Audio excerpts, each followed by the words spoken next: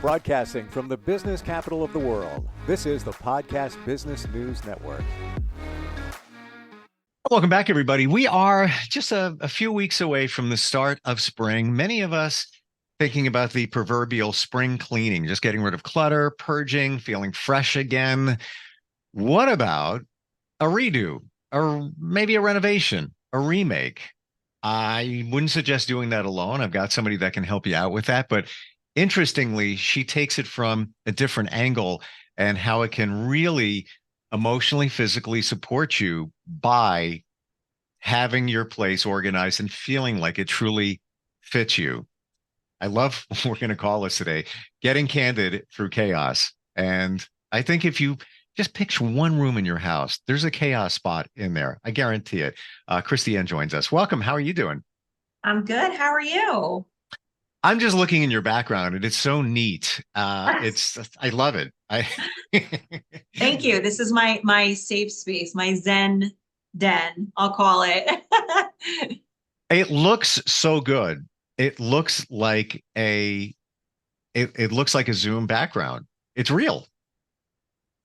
That makes me so happy to hear because I look at my backdrop and I'm like, is this a Zoom backdrop? I don't really know. It looks But I like a guess Zoom it backdrop. works. Yeah, it's Wow. not bad. So even before we get into some of the work you've done and how you do it, I want to start with the energy. We're all energy. If you don't think so, some dude named Einstein came up with it and told us all about it. And maybe we didn't believe him then, but we are. Everything, the chair we're sitting on, the paper you hold, the pen, that's energy. We are energy, different types of energy. And when our living and workspaces aren't supporting us, not resonating with us, it's doing something to us in a negative way. Can we talk about that? Yes, I'm huge on that whole theology basically because I'm very spiritual myself and I'm big on energy and I've lived it in so many different ways where my environment has impacted how I've done in my work life, in my personal life, in my family life, all of those factors. So I'm really big on how your environment plays a huge role on how you're feeling, how you can give your best to whatever it is you're doing, like whatever the task at hand is. Think of when you just do a small cleaning in even your office, anywhere, and the next day it's like magic. Something changes. Like you feel like you're more efficient. You have more clarity. You feel overall better. Do you really think that's the energy changing because you changed the stuff in that room? Absolutely. I mean, look, you can change so for example, I moved that table behind me with that sculpture on it Hmm. like just yesterday to that location. It was in a different location in this house. And it changed that alone, like little things like that, little changes aesthetically can change the whole trajectory and the energetic field of the space. I mean, think about it when you clean out your closet, you do a big purge of getting rid of clothes and things, how that feels afterwards. You're like, oh my God, it's so much lighter in here. It's more organized. I Hmm. automatically feel good about it, or just changing like your bedding on your bed or pillows on your couch plays a big role. Paint colors, little things like that. People realize they add up to the big things. You know what I'm gonna get after this podcast? What? A garbage bag. And I'm pretty neat. I mean, I keep things in their place, but as time goes on, you accumulate stuff and it becomes, call it wallpaper, even though it's not.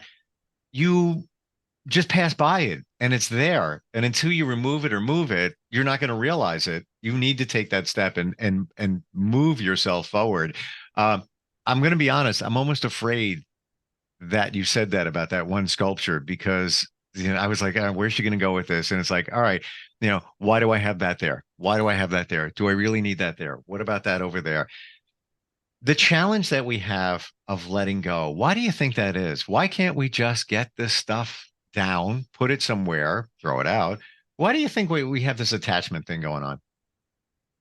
You know, I I really wish I had a better answer for this because I think about this every day. And I think it's what we're conditioned, to be honest, as kids and what our parents were conditioned and our grandparents. It's like a generational thing where you just feel like you need to accumulate all these physical, tangible items and you can't get rid of them after that. I think about it like, think about that classic china cabinet that your parents have that probably never gets used. It has a ton of stuff in there, never used, maybe once. Yeah. And it's going to sit there until somebody decides we're getting rid of it, right? It's gone.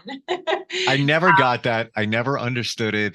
I know there's collectibles, and I can't even remember the names. There's so many over the years that they go through series of collections and all of that. It's so not me. In another life, my ex had that stuff there, not to that degree, but there was a cabinet that she got from her father because he was a woodworker. So he built it with what am I up? Yeah, my countertop. Can't think of the name of the the surface. Granite.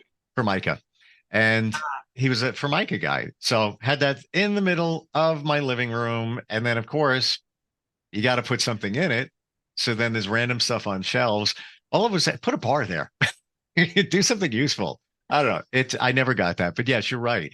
I think it is generational because if you go back, a few generations, people from that time came from, now I'm talking like grandparents, came from a time of scarcity where there was maybe the Great Depression, where you held on to things, money, we were very careful with money and all of that. And then as that gets passed on, here we are. And nobody likes change. We have a fear of change. So making even a small change, getting rid of that curio cabinet is a big deal. You're attached. Yeah, it's true. And if you look at a lot of the research and the clients that I have now that are the younger generation, they're really in that minimalistic phase of their life. They don't want so many things, myself included. When I moved, I threw everything out. I like hold an attachment to things like in a really scary way. And I just got to a point where I had to get rid of everything. I was like, I want to start fresh. I need new energy. I need to like just completely cleanse my life. And I threw everything out and I started from scratch. And I think a lot of people now are doing that because they're just sick of looking at the same stuff. And they're like, I got to get out of this trap of collecting things. And doesn't it feel good? Oh my God. Yes. Yeah. I did the same thing. Feeling you can't even buy that feeling. You know what I mean? Like you just have to do it. Yeah.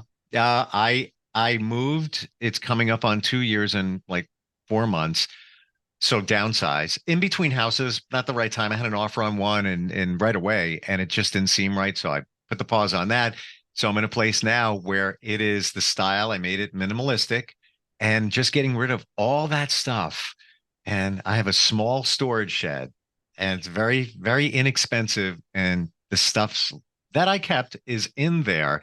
I will admit, I don't know if you do this, but the stuff that came with me, just because it was connected in different areas, I saged. I used Palo Santo, and I probably should sage again on a more regular basis just to keep positive energy around. Yeah. 100%. I mean, I'm saging all the time. I mean, whenever there's a full moon, I got lists everywhere hidden in this house. Nice. Like, I'm really big on the energy. And same thing goes with, and I kind of educate like all my clients and my friends on this stuff too. So whenever I get a kitchen project, for example, because as a designer, old school kitchens have a million cabinets, so many unnecessary wall cabinets. Just as an example, when I'm ripping a kitchen out, the clients automatically are gravitating towards that old school mentality. Oh my God, I need all this storage for all these things. And I said, for what? What do you need a wall cabinet for? Your glasses and your plates. That's it. And you don't need a lot of wall cabinetry. You need base storage and tall storage, and that's it. Like, you don't need all this extra stuff, because then guess what? I give you more, you're going to fill it more with more things. And then you're back in that whole mindset. And it's just anxiety. I call it the high anxiety in of design. Like, There is no peace behind that when you have more and more things on your countertop, in your cabinets. It's too much. I get it. Like I said, I moved a year and a half ago. I still have kitchen cabinets not filled up. I'm not even kidding. That's the best news I've heard all day, honestly. And it's like, I almost look and I'm thinking, I'm paying to be here. I should be effectively using this space, but I have nothing to put up there. What am I going to just fill it with whatever, And in my garage, that's where I have like paper products and everything, and it's neatly arranged. And I go there and grab it and whatever. Why change? Just leave it at that. So we kind of reverse engineered this today, not talking about your projects, but talking about some of the theories why we should make those changes in our lives. And that's what makes you different, where you recognize the energy that is around us in our living spaces. What is your favorite room to Kristiann to redo? I would have to say the bedroom. Yeah. Because I feel like it is the most understated space. Like that's your sanctuary. I'm sorry. You could be, even as a single woman and I live alone, it's just me and the dog. My bedroom is like, that's my Zen sanctuary. I'm going to make it feel, at the end of the day, that's where I unload my brain. I want to turn it off. I don't want to think about anything work related, any of the stress factors throughout the day. Yep. And there's so many ways that you can do that through design and aesthetics and that energetic field that people really don't realize how you can do that, how you can pull that into your own space. I mean, you see it on Pinterest boards, you see it on Instagram, you see it all over the internet, but like doing it yourself for yourself, it's like people are afraid to do that. So for me, I love to do that for other people. It makes me happy. And I live it myself. I've made sure my bedroom is like a cloud. You're describing me, and it's like freaky because my living room used to be my thing. Now it's my bedroom. And it was Sunday morning, and I was texting with somebody that I haven't talked to in a while. And I was like, I'm still in bed, and I love the way the sun comes through. And because I have a big, I don't know what they're called, but big windows in my bedroom. And I've said I feel like I'm on vacation. It's just like a wonderful feeling when I walk in. I love my closets. They're just I feel like I'm in a store, because everything is all set up real nice. Other rooms, maybe not so much, but what would you describe your style as? No, a lot of interior designers have a way that they describe themselves overall, and it changes per project, but overall, what would you say? I'm more of a rustic industrial kind of person. But it's really hard because I'm a Sagittarius, so I'm an adventure seeker, and I'm not very colorful. I'm kind of more monochromatic, but I lean towards texture and ambiance. But I'm very edgy. So, my style alone, I consider myself like Gwen Stefani and Shania Twain. If they had a baby, I would be their child. Like I am like country rock into one as an individual, and I kind of pull that through my design style as well. And of course I have to, give to the people what they want. Sure. So if that's not their style, then I mean, you can do anything. You can do anything, but when it comes to somebody asking for a suggestion, you lean back on what you're comfortable or what you like. And if that doesn't fit them, then that's fine. Then we go in a different direction. I put feelers out. I do. I like to do feature walls. That's like my thing. And I'm always trying to introduce them to these really cool ideas of doing a cool feature wall somewhere if it's applicable. And if they're for it, great. And if they're like, no, I really don't want that, I want something more traditional, or I want, more streamlined, like very simple, no problem. We scale it back, but I will always introduce something a little edgier and crazy to begin with, just to feel them out and see what I can get away with. And then from there, we'll scale back. Well, that's a cool way to approach it, because then you're getting a baseline for where they're at. Yeah. Some clients dig it. They're like, oh my God, I never would have thought of that. And I kind of like it. I've let it marinate a little in my mind, and I'm open to it. And then I go into the fun stuff, like the renderings, and I show them like real life, applications of where I've done it or where I've seen it and how we can do that for them and kind of tailor it, twist it to what will fit for them. And then they're on board. You just So gotta have an open mind. there's lots of different things that we can talk about, in the future. We'll go to different rooms and things like that. I'm going to fire off a few questions on style and trends, and you tell me if it's in. Okay. So open concept, still in? Yes. Okay. And that, predominantly the kitchen, but just open areas, that's still a thing.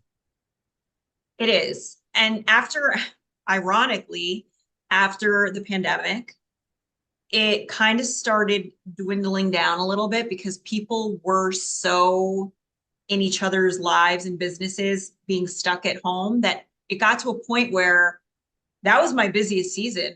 I was very blessed, and people wanted to build walls within their home. They wanted to section Okay, I get it. up because they wanted their own space because Yeah. they were so stuck for so long. And now that we're coming out of it, people can breathe again.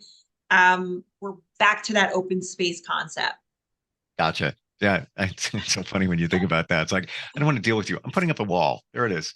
Literally, that's Yeah. what I built more walls in 2020 to 21 than I can tell you. Isn't it? When you look at it as energetically, it's people are putting up walls emotionally and then literally figuratively putting up walls. Uh, Wallpaper. I'm seeing it come back. I don't know if it's just a random thing. What are your thoughts? Well, it depends how you look at it. Wallpaper is great because what they have on the market now is not what you're used to seeing when you grew up. So now they have like really cool inlays. They're really intricate details that it's not that old school floral stuff that we hate. There's prints and patterns and there's texture. So the way that it's being applied now versus what it was 30 plus years ago, where it was on every wall. Now, if you're doing it in small doses and you're really applying it properly, whatever the design is, you can really do some cool stuff with it.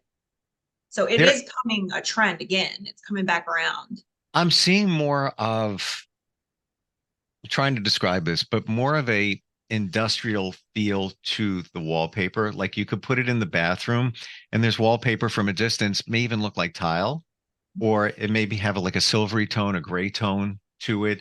Backsplash in a kitchen. I've seen some of those done before, and I kind of like it. It's got a fresh look. Just saying the word wallpaper is almost like, we know the image it brings up, from back in the day. Yeah, I mean, well, I wouldn't put it as a backsplash in your kitchen because the steam and the oils, like it's going to be really hard to maintain. The idea of it could be cool depending on what it is, but I've done like amazing custom headboards just out of wallpaper. Hmm. A lot of designers are embellishing open shelving concepts, like the back of the open shelves with wallpaper, a home office, like that wall behind you with those two pictures. If you were to get rid of the pictures and do like a really cool, funky wallpaper, boom, backdrop done. Interesting. And when I was in a rush when I came, I've been here just about 5 years. But I have a marketing company, and that's orange is my logo, part of it. And then and I'm going to get to color in a second, but what can I put here to complement it? That's not the color of my logo. It's a, sort of green color, and they work together. So I use gray, the right shade of gray, but it took me a long time even to find the orange. So it's not like a pukey, it's called koi, something like a koi fish, but it took a while. When it comes to color, what's in now? Here are all different things. You know, right now I'm noticing a lot of green is coming back, like jade green, and blue, like a deep blue, almost like not a navy, because navy's been in for a while. Navy, I've been doing a lot the past 5 years in kitchen cabinetry and cabinetry built-ins. But the paint color has been a lot of like terracotta. It's been jade green. So a little more like soft but bold color palettes, Mm-hmm. which is interesting because for me, that's bold. Like for me to apply these colors for clients, I always warn them. I'm like, listen, it's just paint. You can always paint. But if you're going to do a big staple piece, like a built-in, just be aware that you're probably going to get sick of that in 2 years, 2 to 5 years. And those aren't the easiest to swap out. Excuse me. So you can do it through your accents, your accessories, things that are not so permanent, or like the walls, you can always paint. But those softer palettes of bold colors is what I'm seeing. Even like emerald green too is big right now. I wouldn't even think that. I would have never. Wow. Yeah. Well, Huh. because they're doing, gold is coming back too. Not the Wait. old school, like shiny gold that is super dated, but like that really beautiful satin brass Yep. finish is coming in. And so people are utilizing that up against color, and it's holding each other's hand really nicely. How did you get here in terms of designing? Tell us about your journey. Oh God. Well, I've always loved design. I've always loved creating things. And it really all started when I was a little girl.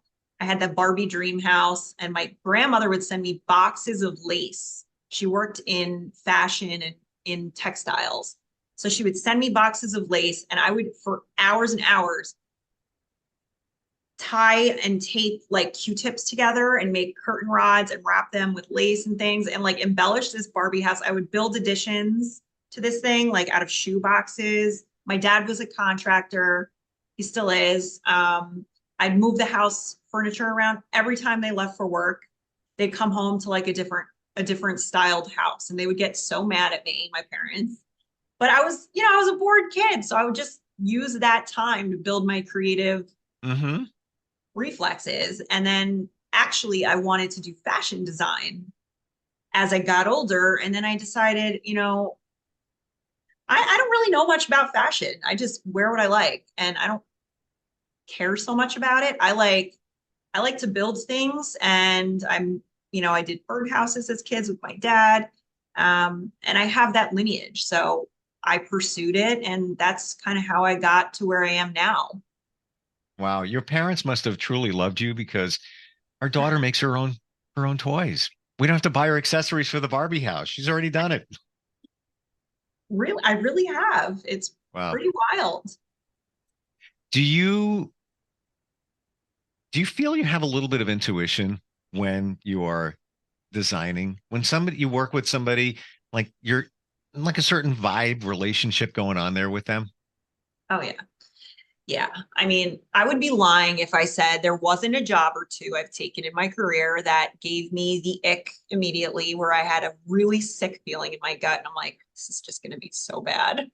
I just see it not ending well. And it was what it was, whatever. I got through it. It didn't end great. It wasn't horrible, but energy doesn't lie. Right off the bat, if you're going to connect with a client, you're going to see through the same lens creatively. And even if you don't, like, how can I shift it and reframe everything so everything is at bay at least, so they're happy in the end, because that's the most important. But yeah, you have to have intuition, even with like contractors and vendors. There's people out there that scam you. Mm. I am the scam queen, and we'll go into that at some point. But Meaning you've been scammed? oh my God, yes, Mm. horribly. Just like 2 years ago. Wow. Sorry to hear that. Somebody in with intuition told me my superpower, my third eye, I don't know how deep you want to go here, is kind of mucked up, but I make up for it with other chakras in being able to spot BS very well. So I haven't really been taken too much. Yeah, Oh, I mean, that's kind of how I felt after I got scammed, because you start questioning your own ability to trust yourself, right? yeah, you know that there's a lot there too. Yeah, and even in the last 3 years, I've learned to trust myself more. Isn't it interesting that we're talking about interior design, but we're also talking about energy and all of that that goes into that. That's what makes you different, where you approach it from that angle. I've never heard anybody do that before, and I think it's so important. Well, it's built and it's broken me in so many different ways in my career, to be honest. And I share my knowledge with people because I want them to not, I didn't have help. Nobody taught me anything when it came to like running a business on my own and being able to build sustainable relationships in that business. And as a woman, be respected in the same sense. So you really kind of do have to rely on your street smart, your intuition, your energy, what it is you're providing Yep. people and what you're getting back in return. And it's not linear at all. Like there's highs and there's lows. And as long as you have a full understanding about that, you can kind of dictate how things are going to go, how your success is going to play out for the most part. When you, and we're actually over time, but whatever. Do you see it before you do it? So when somebody says, "Hey, I want to redo this kitchen. I've got these rooms." Do you see the design in your mind before you even execute it? Oh yeah. I have like, that is my superpower. Like I can see things before they, before they happen in a lot of ways in life. If I can't see it, then I know it's just not there. Like there's a problem kind of thing. But I can very clearly picture it. And the problem with clients is they're not as visual.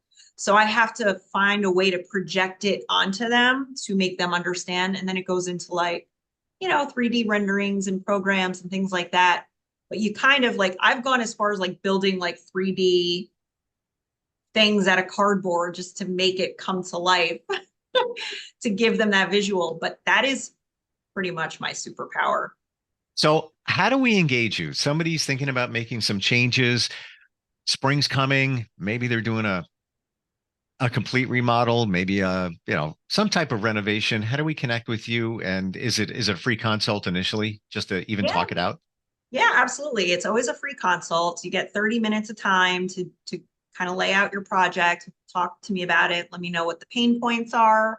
You can email me or DM me on Instagram. My website is kancreationsanddesign.com.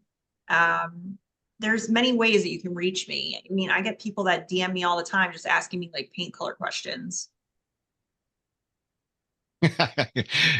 Be careful what you ask for. I know. Well, I know. Trust me, I know. Going back to the koi on the wall, it's so challenging to find a paint color and then, let's say an accent wall that all goes with that. Your website, it's kancreations.com. I want to make sure we have the spelling right. Do that for us. It's K-Ann, creations, spell the K, and design, and like the word and design.com. Gotcha. Great talking with you today. Refreshing in terms of your approach. I've talked to other designers, but nobody with the energetic feel for it. And it's my belief that that's half of it. That's the most important part, really, sometimes. Yeah, absolutely. We Yeah. have a lot to cover. Yeah, we do. Cool things to talk about. We'll go room from room in the future. And it'll be cool. Thank you very much for being here. Appreciate it. Thanks for having me. Thank you. We'll be right back.